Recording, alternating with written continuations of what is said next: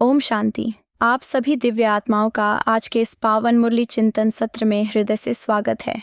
आज का दिन 14 अगस्त 2025 हमें अवसर देता है कि हम सर्वशक्तिमान माता पिता बाप दादा के अमूल्य विचारों को सुने, समझें और अपने जीवन में उतारें।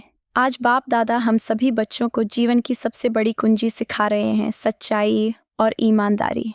बाबा का संदेश है, प्रिय बच्चों, यदि आप सच में नर से नारायण बनना चाहते हैं, यदि आप सतयुगी दुनिया के निर्माण में भागीदार बनना चाहते हैं, तो सबसे पहले अपने भीतर और अपने मार्गदर्शक बाप के प्रति पूर्णतः सच्चे और ईमानदार होना आवश्यक है।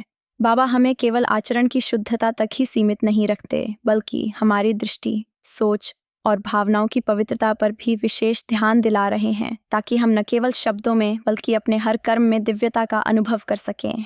क्या हमारी नज़रें आज भी भ्रम में पड़ जाती हैं? क्या हमारे किए गए कर्म किसी आत्मा को पीड़ा पहुंचा रहे हैं? आज बाबा हमें अपने जीवन का सच्चा और स्पष्ट चार्ट बनाने की प्रेरणा दे रहे हैं, ताकि हम अपनी कमजोरियों को छुपाए नहीं, बल्कि उन्हें पूरी ईमानदारी से बाबा को सौंपकर हल्का और पुण्यात्मा बन सकें। यह समय है अपने हृदय और बुद्धि को परमात्मा से जोड़ने का, ताकि हम आज की मुरली के गूढ़ रहस्यों को समझें और उन्हें अपने जीवन में उतारने का साहस दिखाएं। आज बाबा का संदेश स्पष्ट है, प्रिय बच्चों, बाप के प्रति ईमानदार रहो, अपना वास्तविक चार्ट बनाए रखो, किसी को भी पीड़ा न पहुंचाओ और हमेशा एक बाप की श्रेष्ठ शिक्षा के अनुसार चलो। प्रिय बच्चों, बाप के प्रति ईमानदार रहो, अपना वास्तविक चार्ट बनाए रखो, किसी को भी पीड़ा न पहुंचाओ और हमेशा बाप की सर्वोच्च शिक्षा के मार्ग पर चलो। आज की मुरली हमें यह सवाल देती है, उन सभी 84 जन्म लेने वाली आत्माओं का सच्चा पुरुषार्थ क्या होगा? बाबा बताते हैं कि उनका विशिष्ट पुरुषार्थ नर से नारायण बनने में निहित है। ऐसे बच्चों की कर्मेंद्रियों पर पूर्ण नियंत्रण होगा, उनकी दृष्टि कभी अपराधी नहीं होगी। यदि अब भी किसी को देखकर अशुद्ध या विकृत विचार आते हैं या आंखों में अपराध की छाया है, तो समझना चाहिए कि वह पूरी तरह से 84 जन्मों की यात्रा पूरी करने वाली आत्मा नहीं है। ये संदेश हमें अपनी आत्मा की शुद्धता और दृष्टि की पवित्रता बनाए रखने की प्रेरणा देता है, ताकि हम सचमुच परमात्मा के मार्ग पर चल सकें। ओम शांति। प्यारे रूहानी बच्चों, आप जानते हैं कि यह संसार पाप और अशुद्धियों से भरा हुआ है, जबकि पुण्य और शांति की दुनिया अनुभव करने योग्य है। जिस स्थान को हम मुक्ति और जीवन मुक्ति कहते हैं, वहाँ पाप का कोई वास नहीं होता, वही सुखधाम कहलाता है।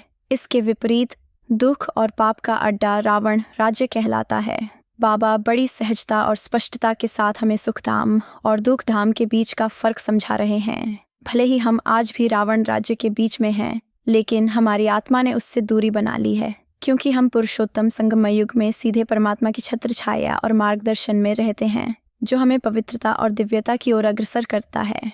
प्रिय बच्चों, आप जानते हैं कि संगमय युग में वही आत्माएं वास्तव में पुरुषार्थी मानी जाती हैं, जो समझती हैं कि उन्होंने 84 जन्म लिया है और अब लक्ष्मी नारायण के साथ सतयुग में राज्य करने का अवसर प्राप्त करेंगे। बाबा हमें याद दिलाते हैं कि अभी इस जीवन में ही हमें दैवी गुणों को अपनाना और उन्हें अपने चरित्र में उतारना है। यदि किसी की दृष्टि अशुद्ध या विकृत है, अगर आंखों से अपराध या पाप की झलक दिखाई देती है, तो समझो कि वह अपनी पूरी 84 जन्मों की यात्रा पूरी नहीं कर पाई है। यही संदेश हमें आत्मा की शुद्धता, दृष्टि की पवित्रता और वर्तमान जीवन में सही पुरुषार्थ करने की प्रेरणा देता है, ताकि हम सचमुच लक्ष्मी नारायण के मार्ग पर चल सकें। धारणा की सबसे महत्वपूर्ण सीख यही है कि हमारी आंखों और दृष्टि की शुद्धता ही हमारे जीवन की नींव है। बाबा पूरी तरह से हमारी दृष्टि पर ध्यान दे रहे हैं और हमें यह आत्मनिरीक्षण करना है कि क्या हमारी आंखें कभी धोखा या भ्रम तो नहीं देती। नर से नारायण बनने की यात्रा उसी पवित्र दृष्टि से शुरू होती है।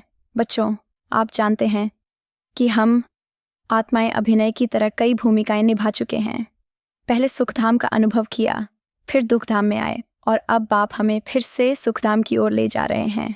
बाबा कहते हैं, मुझे याद करो, पवित्र बनो, किसी को दुख न दो। यदि हम किसी को दुख पहुंचाते हैं, तो वह पापात्मा कहलाएगी और पुण्यात्मा बनने का मार्ग कठिन हो जाएगा। यही संदेश हमें अपने कर्म, दृष्टि और भावनाओं में शुद्धता बनाए रखने की प्रेरणा देता है, ताकि हम सचमुच दिव्यता और सुखधाम की ओर बढ़ सकें। बाबा हमें बार बार यह स्मरण कराते हैं कि पुण्यात्मा बनने का सबसे सरल और प्रभावशाली तरीका है किसी को भी दुख न पहुंचाना। जब काम या क्रोध के वशीभूत होकर हम किसी को पीड़ा पहुंचाते हैं तो हम केवल दूसरों को ही नहीं बल्कि भगवान के नाम की भी अवमानना कर देते हैं। इसलिए बाबा हमें प्रोत्साहित करते हैं कि हर रात अपने भीतर झांकें, अपने कर्मों का आत्मावलोकन करें और यदि हम सच्चे सपूत हैं तो अपना चार्ट बाबा को भेजें। कई बार बच्चे चार्ट तो लिख लेते हैं लेकिन उसमें यह नहीं जोड़ते कि किससे दुख पहुंचा और क्यों। असली कठिनाई तब होती है जब हम देह अभिमान में फंस जाते हैं और उसी अवस्था में अपने कर्मों के विपरीत कार्य करने लगते हैं। यही आत्मनिरीक्षण और सतर्कता हमें पवित्रता की ओर ले जाती है और भगवान के मार्ग पर चलने में सक्षम बनाती है। चार्ट बनाना और उसे बनाए रखना हमारे आत्मा के प्रति सच्ची ईमानदारी का प्रतीक है। बाबा चाहते हैं कि हम अपनी गलतियों और भूलों को छिपाएं नहीं बल्कि उन्हें स्वीकार करें और उनसे मुक्त होकर पवित्रता की ओर बढ़ें। यह प्रक्रिया बहुत सरल है। हम अपने चार्ट बाबा को भेजते हैं और उन्हें अपने वर्तमान स्वरूप, अपनी स्थिति और अपने कर्मों की वास्तविकता बताते हैं। बाबा हमें पूछते हैं कि क्या हम किसी तरह के विकार या उल्टे कर्म तो नहीं कर रहे? क्या हमारी दृष्टि अशुद्ध नहीं है? क्या हमारी आंखें क्रिमिनल विचारों की ओर तो नहीं जाती? इसके साथ ही हमें अपने आचरण, व्यवहार और चरित्र की गहराई से समीक्षा करनी होती है ताकि हम न केवल शब्दों में बल्कि हर कर्म में सच्चाई और ईमानदारी बनाए रख सकें। बाबा यहाँ हमारे मैनर्स और कैरेक्टर की महत्ता पर प्रकाश डाल रहे हैं और उनका पूरा आधार हमारी दृष्टि की शुद्धता है। मधुबन के नियमों में भी बाबा समझाते हैं कि यज्ञ में रखी किसी भी वस्तु को बिना पूछे उठाना पाप माना जाता है। यह सूक्ष्म पवित्रता की पहचान है। दृष्टि को बदलना या उससे शुद्ध करना आसान काम नहीं है। इसके लिए लगातार प्रयास और सजगता की आवश्यकता होती है। इसलिए बाबा कहते हैं कि तुम्हें यहाँ इसीलिए बुलाया गया है ताकि तुम अपनी दृष्टि और चरित्र को पूरी तरह दिव्य बनाओ और हर कदम पर पवित्रता और शुद्धता बनाए रखो। हमें हमेशा उस मार्गदर्शक के पास रहना चाहिए जो हमें हमारे सर्वोत्तम स्वरूप की ओर ले जाता है। इसी कारण बाबा कहते हैं कि अपने चार्ट में यह भी जोड़ो, क्या मेरी आंखों ने कभी धोखा दिया? क्या मैंने किसी पाप का कार्य किया? बाबा लगातार हमारी दृष्टि की पवित्रता और संयम पर जोर दे रहे हैं क्योंकि यही सचमुच कर्मातीत अवस्था की ओर बढ़ने का मार्ग है। अपने चार्ट में इस ध्यान को विशेष रूप से दर्ज करना हमें सजग रखता है और हमारे व्यक्तित्व को दिव्यता की ओर अग्रसर करता है, जिससे हम हर स्थिति में शुद्धता और ईमानदारी बनाए रख सकें। कई बार मनुष्य सोचते हैं कि क्या भगवान केवल भारतवासियों को ही स्वर्ग में ले जाएंगे या फिर भगवान को भी हमारे जैसे आंखें हैं, पर यह सोच केवल भ्रम है। यह जीवन और ब्रह्मांड एक बड़े दिव्य नाटक का हिस्सा है जिसमें हर आत्मा का अपना अपना विशेष भाग निर्धारित है। अगर सभी एक साथ स्वर्ग में आ जाएं, तो यह नाटक और विभिन्न धर्मों का संचालन कैसे संभव होगा? बाबा बड़ी सहजता और स्पष्टता से समझाते हैं कि इस दिव्य नाटक के रहस्य केवल संगम युग में प्रकट होते हैं और यही वह समय है जब प्रत्येक आत्मा अपनी भूमिका निभाते हुए स्वर्ग की स्थापना में योगदान देती है। यही ज्ञान हमें यह समझने में मदद करता है कि भगवान का न्याय, प्रत्येक आत्मा की भूमिका और उसका पुरुषार्थ सभी के लिए समान और संतुलित है।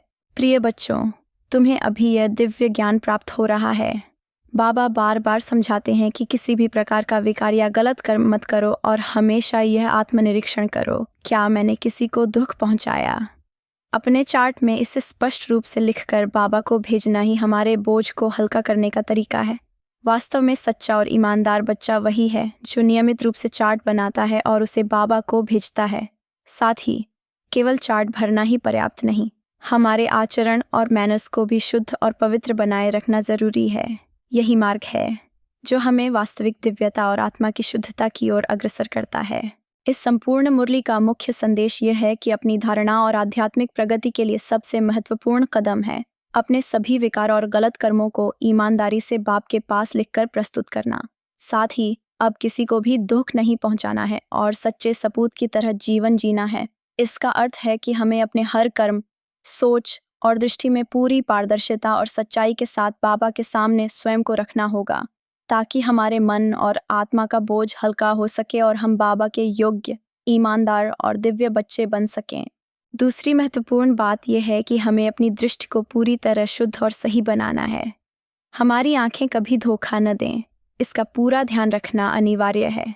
साथ ही हमारे मैनर्स और आचरण सर्वोत्तम होने चाहिए और काम या क्रोध के वश में आकर कोई पाप न करने का संकल्प रखना चाहिए।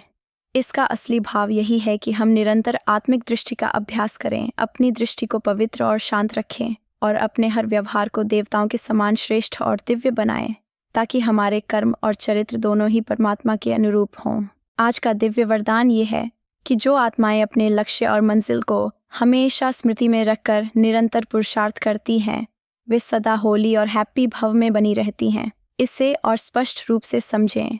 ब्राह्मण जीवन का असली उद्देश्य है बिना किसी सीमित आधार के हमेशा आंतरिक और अविनाशी खुशी का अनुभव करना। ध्यान सीमित उपलब्धियों या छोटी छोटी इच्छाओं में फंस जाता है तो हम अपने असली लक्ष्य से दूर हो जाते हैं। इसलिए चाहे परिस्थितियां कैसी भी हों, सीमित या क्षणिक सुख साधनों का त्याग करना पड़े, उन्हें छोड़ देना चाहिए, लेकिन अपनी स्थायी और अविनाशी खुशी को कभी नहीं खोना चाहिए।